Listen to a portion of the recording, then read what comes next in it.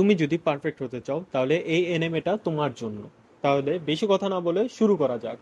এই গল্পটা হলো সাকামোটো নামের একজন হাই স্কুল স্টুডেন্টের, যে নিজের স্কুলের সবচেয়ে স্মার্ট ছেলে। যে কোনো কাজ, যেমন ক্লাসরুমে খাবার খাওয়া, হাঁটা চলা, বসা, যদি স্কুলের স্যার ম্যাডামরা তাকে পানিশমেন্টও দেয় সেটাও স্টাইলিশ ভাবে করে। আর স্কুলের সকল ছেলে এবং মেয়েরা সাকামোটোর অনেক বড় ফ্যান। কিন্তু তিনজন জোকারের সাকামোটোর এরকম ফেমাস হওয়াটা পছন্দ হয় না। সাকামোটোকে বিরক্ত করার জন্য একের পর এক টেকনিক ব্যবহার করতে থাকে। শুরুতেই ওই তিনজন জোকারকে দেখতে পাই, যাদের নাম হলো আকিম, ক্যান ক্যান এবং মারিও। তারা তিনজন ক্লাসরুমের দরজার উপরে একটি ডাস্টার রেখে দেয়, যেন সাকামোটো যখন ভিতরে আসবে তখনই সেই ডাস্টারটি সাকামোটোর উপরে পড়ে। যখনই সাকামোটো ভিতরে আসে তখনই সাকামোটো সেই ডাস্টারটি স্টাইলিশ ভাবে ধরে। তখনই ক্লাসের সকল স্টুডেন্টরা সাকামোটোর উপর অনেক ইমপ্রেস হয়। তার কিছুক্ষণ পরেই সাকামোটো টয়লেটে যায়। তখনই তাদের তিনজনের ভিতর একজন সাকামোটোর উপর পানি ঢেলে দেয়। যখন সাকামোটো টয়লেট থেকে বাইরে আসে তখনই তিনজন জোকার দেখতে পায় সাকামোটোর কিছুই হয়নি। তার মানে এবারও তাদের প্ল্যান ফেল হয়ে গিয়েছে। তারপর সে ক্লাসে ফিরে আসে, তখনই দেখতে পায় তার চেয়ার টেবিল সেখানে ছিল না, কারণ সেগুলোকে নিচে ফেলে দিয়েছে। কিছু মেয়েরা সাকামোটোকে তাদের সাথে বসার অফার দেয়, কিন্তু আমাদের মেন ক্যারেক্টারটা হলো অনেক বড় সিগমা, তার জন্য সে বসে না। এই জন্য সে জানালার উপর বসে থাকে অনেক স্টাইলিশ ভাবে। এটা দেখে টিচারও অনেক ইমপ্রেস হয় তার উপর। এই তিনজন জোকার মাথায় হাত দিয়ে বসে থাকে। তারা বলে, আমাদের কারণে সাকামোটো ফেমাস হয়ে গেল ক্লাসের ভিতরে। স্কুল ছুটি হওয়ার পর এই তিন জোকার অনেক ভয়ানক প্ল্যান বানায়। তারা তিনজন সাকামোটোকে মিথ্যা কথা বলে সায়েন্স ক্লাসে আসতে বলে। সাকামোটো বিশ্বাস করে সেখানে চলে আসে। তখনই তারা তিনজন সাকামোটোকে ধরে বেঁধে রাখে, তার ছবি তুলতে শুরু করে। কিন্তু তখনই একটা সিগারেটের কারণে তাদের রুমে আগুন ধরে যায়। তারা তিনজন এই আগুন দেখে অনেক বেশি ভয় পেয়ে যায়। ভয় পেয়ে ওই রুম থেকে বের হওয়ার চেষ্টা করে, কিন্তু দরজা তো বাইরে থেকে লক ছিল। এই লক তারাই লাগিয়েছিল, কারণ সাকামোটোকে ভিতরে রাখার জন্য। জোকার তিনটা খুবই ভয় পেয়েছিল। তখনই আমরা দেখতে পাই সাকামোটো একেবারে রিল্যাক্স হয়ে বসে আছে। তখনই উঠে দেখতে পাই সাকামোটো নাচতে শুরু করেছে। তখনই সাকামোটো আগুনের চারিপাশে ঘুরতে শুরু করে। তা দেখে জোকার গুলো কিছুই বুঝতে পারে না। তারা বলে, আমাদের ভয়ে জান বেরিয়ে যাচ্ছে, কিন্তু সাকামোটো এখানে নাচতেছে। আসল কারণ হচ্ছে নিচে থাকা টিচাররা তাদের পায়ের শব্দ শুনতে পায়। সাকামোটো দেখা দেখি তারা তিনজন নাচতে শুরু করে। সাকামোটোর প্ল্যানও কাজ করে। একটা স্যার সেখানে এসে রুমের দরজা খুলে দেয়। তখনই স্যার বলে, কি হচ্ছে এখানে, আগুন কিভাবে লাগলো? তখনই সাকামোটো সকল দোষ নিজের উপরে নিয়ে নেয়। সাকামোটো বলে, হ্যাঁ স্যার, এটা আমার জন্য হয়েছে। সাকামোটো বলে, এই সকলগুলো সায়েন্স এক্সপেরিমেন্টের জন্য ভুল করে হয়ে গিয়েছে, স্যার আমাকে ক্ষমা করে দেবেন। এই কথা বলে সাকামোটো সেখান থেকে চলে যায়। তার এখান থেকে চলে যাওয়ার পরেই সেই জোকারগুলো তার নিজের ভুল বুঝতে পারে। জোকার তিনজন বলে, আমরা সাকামোটোকে শয়তান মনে করেছিলাম, এখন দেখি সে একজন ফেরেশতা। তখনই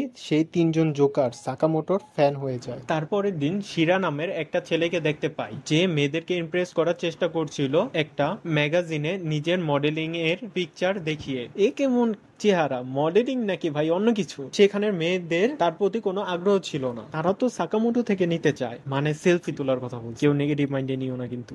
যে এখন মাঙ্গা পড়তে ব্যস্ত ছিল, মেয়েদের পাত্তা দিচ্ছিল না, সেই জোকারটি রেগে সাকামোটো থেকে প্রতিশোধ নিতে চায়। ক্লাস চলাকালীন তার সাকামোটো থেকে একটি প্রশ্ন জিজ্ঞেস করে। তখনই সাকামোটো দাঁড়িয়ে যায়। সাকামোটো স্টাইলিশ ভাবে সেই প্রশ্নের উত্তরটা দেয়। যখনই সাকামোটো নিচে বসবে তখনই শিরা সাকামোটোর চেয়ার টান দিয়ে পিছনে সরিয়ে নেয়। আমরা দেখতে পাই সাকামোটো পড়ে যায় না, এই পজিশনে বসে পড়ে বাতাসের উপরে। এটা দেখার পর শিরার মাথায় ঠাডা পড়ে। ভাই তাই তো বলছিলাম, এই এনিমিটা পুরা পারফেক্ট তোমাদের জন্য, তোমরা এই এনিমি থেকে কিছু শিখতে পারবে। যাই হোক, এনিমিতে ফিরে আসি। কিছুক্ষণ পরে পিটি ক্লাস শুরু হয়। শিরা একের পর এক সাকামোটোর উপর অ্যাটাক করছিল। সাকামোটো স্টাইলিশ ভাবে সেই অ্যাটাক গুলো ডজ করে শিরার প্ল্যান ছিঁড়া ফালায়। তারপর ক্লাসরুমের ভিতরে একটি মৌমাছি চলে আসে, সেটা দেখে সকলে ভয় পেয়ে যায়। মেয়েরা অভিনয় করে চিল্লাতে শুরু করে। তখনই শিরা প্ল্যান করে এটাই সময় সাকামোটোর নাম খারাপ করার। তারপর এই বান্দা একটা বই রোল করে মৌমাছির সাথে ফাইট করে। তখনই সকল মেয়েরা ক্লাস থেকে বাইরে চলে যায় আর দরজা বন্ধ করে দেয়, আর সকল ছেলেগুলো ভিতরে থেকে যায়। তখনই দেখা যায় যে টিচার নিজের কাপড় খুলে ফেলে। টিচার বলে, তোমরা সবাই তোমাদের কাপড় খুলে ফেলো, কারণ মৌমাছি কালো জিনিসের উপর আক্রমণ করে। সবাই নিজেদের ড্রেস খুলে ফেলে। মেয়েরা লুকিয়ে লুকিয়ে দেখছিল। তখনই শিরা সেটা নোটিস করে মৌমাছির উপর অ্যাটাক করে করে দেয়। তখনই মৌমাছিটা শিরার পিছনে পড়ে যায়। তখনই সেই মৌমাছিটা তার উপর আক্রমণ করতে যাচ্ছিল। এখন সেই মৌমাছি সেই জোকারকে গুতা দিতেই যাবে। তখনই সাকামোটো স্টাইলিশ ভাবে সেই তার কম্পাসটি দিয়ে সেই মৌমাছিকে থামিয়ে দেয়। সাকামোটো নিনজার মতো সেই মৌমাছির সাথে লড়াই করে, তারপর মৌমাছিটাকে বাইরে ছেড়ে দেয়। সেটা দেখে সকল মেয়েরা এবং ছেলেরা সাকামোটোর ফ্যান হয়ে যায়। সাকামোটো আরো একবার হিরো হয়ে গিয়েছে। সাকামোটো পার্কের মধ্যে একটা পাখিকে খাবার দিচ্ছিল। তখনই সাকামোটো দেখতে পায় একটা ছেলে যার নাম কাবুটা। তখনই দুইটা ছেলে তাকে বিরক্ত করছিল, তার কাছ থেকে টাকা নিয়ে নিচ্ছিল। তারা যাওয়ার পরে সাকামোটো সেই ছেলেটার কাছে যায়। তখনই সাকামোটো জিজ্ঞেস করে, কি হয়েছে, তোমার কোনো সমস্যা? তখনই সেই ছেলেটা মাটিতে হাঁটু গেড়ে বসে পড়ে সাকামোটোর কাছে সাহায্য চায়। সে বলে, আমাকে সাহায্য করো, তারা আমাকে অনেক বিরক্ত করে, তারা আমার কাছ থেকে টাকা চায়, আমার ঘর থেকে মিথ্যা কথা বলে তাদেরকে টাকা দিতে হয়। তারপরের দিন থেকে তারা দুইজন একটা রেস্টুরেন্টে কাজ করতে শুরু করে। সাকামোটো কাউন্টারের কাজ পায়, কাবুটো পায় সুইপারের। সাকামোটো হলো সেই লেভেলের স্মার্ট, এই জন্য রেস্টুরেন্টে মেয়েদের লাইন লেগে যায়। এই সবগুলো মেয়ে সাকামোটোর কাছে তার নাম্বার নিতে এসেছে। তখনই সেই দুইটা বকাটে সেখানে চলে আসে কাবুটোর থেকে টাকা নেওয়ার জন্য। তারা কাবুটোকে আবারও বিরক্ত করা শুরু করে। কাবুটোকে বলে সন্ধ্যায় পার্কে আসতে। সন্ধ্যার সময় কাবুটো পার্কে চলে আসে। তখনই কাবুটো তার সকল টাকাগুলো তাদেরকে দিয়ে দেয়, যেটা আজকে সে কাজ করে পেয়েছে। হঠাৎ করে কাবুটোর মাইন্ড চেঞ্জ হয়ে যায়। তখনই কাবুটো বলে, এটা আমার পারিশ্রমিক টাকা, এই টাকা আমি তোমাদের দিতে পারবো না। এই দেখে ওই দুইজন লোক অনেক বেশি রেগে যায়। তখনই কাবুটোকে অনেক মারধর করা শুরু করে। কিন্তু তখনই সেখানে সাকামোটো চলে আসে। সাকামোটো তাদেরকে একাই নাস্তা নাবুদ করে দেয়, তাদেরকে কান ধরে ক্ষমা চাওয়ায়। কাবুটোকেও সুযোগ দেয় তার নিজের রাগ মিটানোর। তারপর সেই দুই জোকার গুলা ভয়ে সেখান থেকে চলে যায়। সাকামোটো আসলে অনেক পারফেক্ট এবং সিগমা, সেই সকলকে সাহায্য করে। ভাই, তোমরা যদি এরকম প্রবলেমে পড়ো তাহলে কোনো চিন্তা নাই, সাকামোটোকে কল দিবা, আয়শা তোমাদের প্রবলেম সলভ করে দিবে। চলো গল্পে আসা যাক। পরের দিন আমরা দেখতে পাই সাকামোটোর ক্লাসে একটা মেয়ে ছিল, তার নাম হলো আয়না। এই মেয়েটা সাকামোটোর কাছ থেকে অ্যাটেনশন নিতে চায়। সাকামোটো হলো এক নম্বরের সিগমা, যার জন্য সেই মেয়েকে সে কোনো পাত্তাই দেয় না। এই মেয়েটা সাকামোটোর চেয়ারের সামনে এসে বসে পড়ে। একটা আজব ব্যাপার হচ্ছে, সাকামোটো ঠিকই তার নিজের কাজ করছে, বোর্ডের দিকে তাকিয়ে আছে। সাকামোটো এরকম ভাবে ইগনোর করা দেখে মেয়েটা তখনই রেগে যায়, বিরক্ত হয়ে সেখান থেকে চলে যায়। ঠিক আছে সাকামোটো, তুমি যদি আমার সাথে কথা বলতে না চাও তাহলে আমি এখান থেকে চলে যাচ্ছি। যখনই এই মেয়েটা চলে যাচ্ছিল তখনই সাকামোটো দাঁড়িয়ে যায়। তখনই আয়নার মনে হয় সাকামোটো আমার জালে আটকা পড়েছে।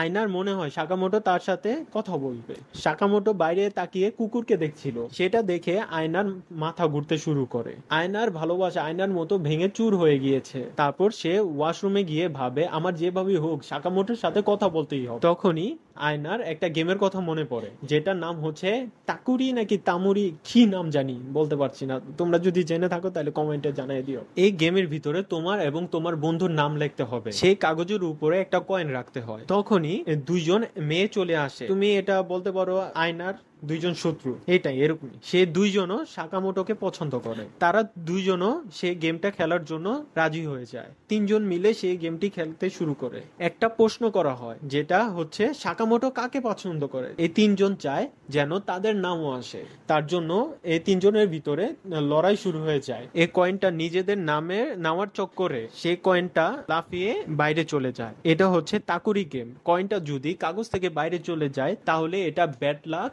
মনে করা হয়। যে তাকুরি আছে তার স্পিরিট বাইরে চলে আসে। তখনই দেখা যায় সাকামোটো আজব অঙ্গভঙ্গি করতে শুরু করে। সাকামোটো বলে, কেমন আছো তোমরা? আমি হলাম তাকুরি, চিনতে পারছো আমাকে? সাকামোটো এরকম আচরণ করছে যেন সাকামোটোকে ভূত বশ করে ফেলেছে।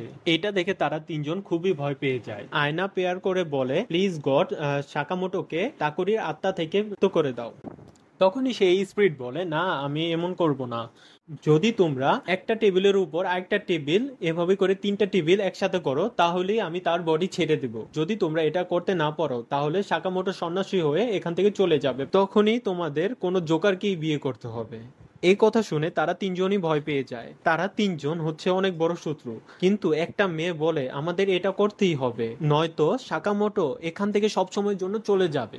তারপর তারা টেবিল দিয়ে উঁচু টাওয়ার তৈরি করে, কিন্তু একটা টেবিল একটা মেয়ের উপর পড়ে যাচ্ছিল। তখনই আয়না সেই টেবিলটাকে ধরে সেই মেয়েটাকে বাঁচিয়ে ফেলে। তখনই সাকামোটো ব্যাঙের মতো করে লাফিয়ে সেই টেবিলের উপর চলে আসে। তখনই সেই স্পিরিটটি সাকামোটোর শরীর থেকে সরে যায়। তখনই সাকামোটো বলে, আমি এখানে কি করছি? এটা দেখে তারা তিনজন খুব খুশি হয়ে যায়। এদের তিনজনের ভিতরেও খুব ভালো বন্ধুত্ব হয়ে যায়। তাদের যাওয়ার পর আমরা জানতে পারি এগুলো সাকামোটোর প্ল্যান ছিল। সাকামোটো এদেরকে বন্ধু বানানোর জন্য এরকম করেছে।